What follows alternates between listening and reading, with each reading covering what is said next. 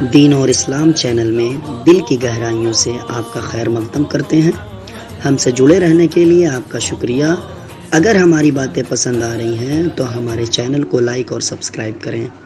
اعوذ باللہ من الشیطان الرجیم، بسم اللہ الرحمن الرحیم۔ ناظرین گرامی، السلام علیکم ورحمۃ اللہ وبرکاتہ۔ آج کل سوشل میڈیا پر ایک سوال گھوم رہا ہے اور بعض نیوز میں بھی اس طرح کی باتوں کو بیان کیا گیا ہے کہ اگر جنت کی صفت کو دیکھیں تو جنت میں مردوں کے لیے تو حور العین ہیں، مردوں کے لیے حوریں موجود ہیں، تو پھر عورتوں کے لیے وہاں کیا ہیں؟ اس طرح کا سوال آج سوشل میڈیا پر چل رہا ہے اور زور و شور سے بیان کیا جا رہا ہے کہ جنت میں مردوں کے لیے حوریں ہیں، حور العین ہیں، عورتوں کے لیے کیا ہیں؟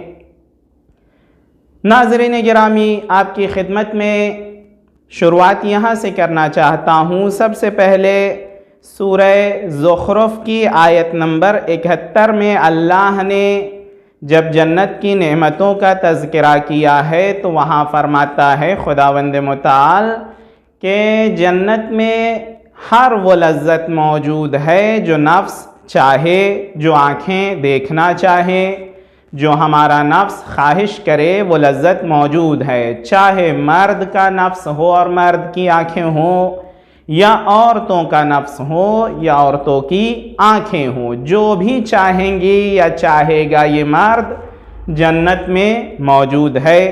یہ سب سے پہلا مسئلہ۔ اسی طرح سورہ آل عمران آیت نمبر 133 میں خداوند متعال ارشاد فرماتا ہے کہ جنت کو مہیا کیا گیا ہے، آمادہ کیا گیا ہے باتقوی افراد کے لیے۔ اب چاہے باتقوی افراد میں مرد ہوں یا عورتیں، جنت کو باتقوی کے لیے آمادہ کیا گیا ہے۔ پس جنت میں ساری نعمتیں دونوں صنف کے لیے ہے، چاہے مرد یا عورتیں۔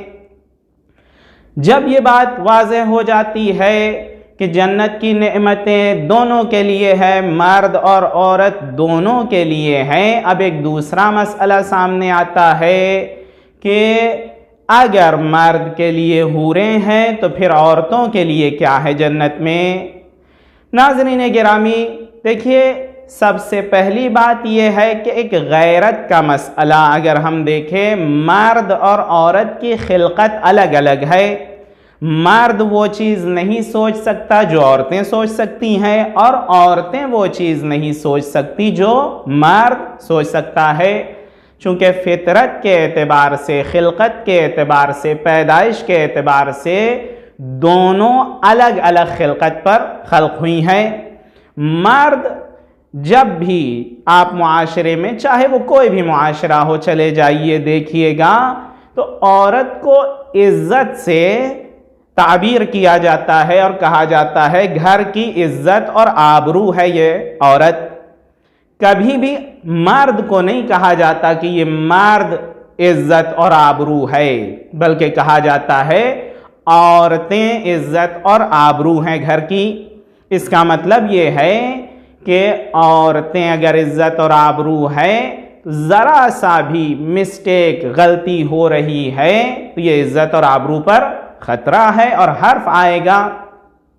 پس غیرت کا مسئلہ ہے، آبرو ہونے، عزت ہونے کا مسئلہ، پہلی بات۔ دوسری بات جو آپ کی خدمت میں عرض کرنا چاہتے ہیں وہ یہ ہے کہ مرد کی فطرت میں تعدد ہے۔ مرد فطرتاً مختلف افراد کی طرف، مختلف خواتین کی طرف رغبت رکھتا ہے، لیکن عورتوں کی فطرت میں یہ نہیں ہے، بلکہ عورتوں کی فطرت یہ ہے کہ تعدد کو چھوڑ کر ایک ہی میں اگر سارے صفات پائے جائیں تو انہی پر اکتفا کریں۔ یہ فطرت انسانی ہے خواتین کی۔ اب جب ایسا مسئلہ ہے تو آگے بڑھ کر سوال ہوگا، جنت میں نعمتیں موجود ہیں تو مردوں کے لیے حور العین، خواتین کیا کریں؟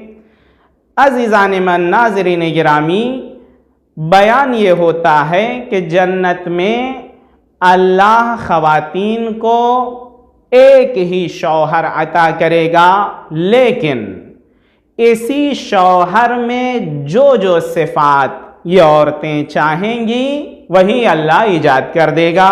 جیسے مثال کے طور پر کیوں الگ الگ کی ضرورت ہوگی ایک خاتون کو؟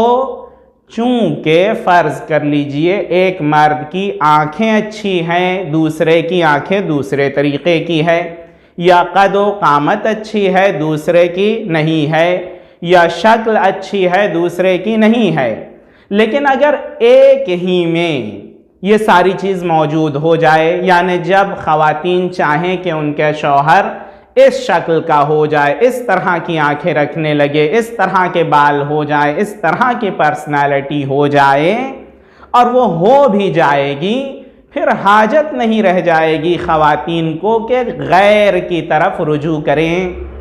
اس لیے جنت میں ایک ہی شوہر ہے، جس کو بھی انتخاب کرنا چاہیے خواتین، ایک شوہر ہیں، لیکن جب خواتین چاہیں گی، عورتیں چاہیں گی کہ میرا شوہر اس طریقے کا ہو جائے، وہ ہو جائے گا، شکل کے اعتبار سے بھی، صفت کے اعتبار سے بھی، اس لیے ان کو حاجت نہیں ہوگی کسی غیر مرد کی طرف رجوع کریں۔